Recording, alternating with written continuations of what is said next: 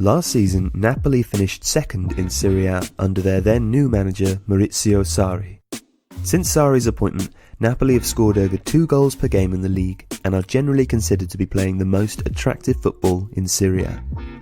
Sarri has also overcome the loss of leading scorer Gonzalo Higuain to rivals Juventus, and his ability to get the most out of an attacking trident of Lorenzo Insigne, Dries Mertens and Jose Callejon has been a significant feature of Napoli's incisive attacking play. Napoli line up in a fairly orthodox 4-3-3, which becomes a 4-5-1 in defensive posture. They press aggressively in the opponent's half, following the ball and aiming to cut off the opposition's passing angles when in possession. Napoli play a high defensive line which assists this high press. Pepe Reina sweeps competently behind, although they occasionally get into trouble against quicker forwards. The high line allows for compactness in the opposition half. As the press is engaged, Napoli can avoid too much space appearing because the defence are so far up that the opposition is forced to pass backwards or sideways.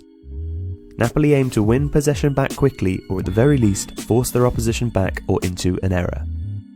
For Sarri, 2 principles are key above all else: verticality and possession. Napoli are geared up to keep the ball and move it forwards with intensity. If the option is not there, they'll recycle the ball until it is. Napoli build patiently from the back. Reina plays short from goal kicks or when he has possession from open play, with Koulibaly and Raul Albiol giving short options, and Jorginho or defensive midfield prospect Amadou Diawara, a deep-lying playmaker, dropping in as well. This movement forms at least a triangle, if not several, and all 4 players are comfortable taking the ball and playing it round. This serves 2 purposes. Firstly, it lures the opposition striker or strikers into the press, which tires them out and disrupts their own first defensive line. Secondly, it can pull the opposition midfielders forwards as well, which then leaves Marek Hamšík or Alan with space between the lines. If the short ball option is occluded by an opposition player, Gulam and Husay or the other fullbacks can push or drop to give Reina or the centre-backs a wider option. As Napoli progress the ball vertically, these players also provide width, as the team morphs into something of a 2-1-4-3 in attack, often focusing on the left side. Verticality is key for Sarri, and Napoli's attacking system is predicated on players finding the space to offer vertical passing lanes. Insigne is a gifted inside forward, given license to drift into the half spaces and without the requirement to stay wide.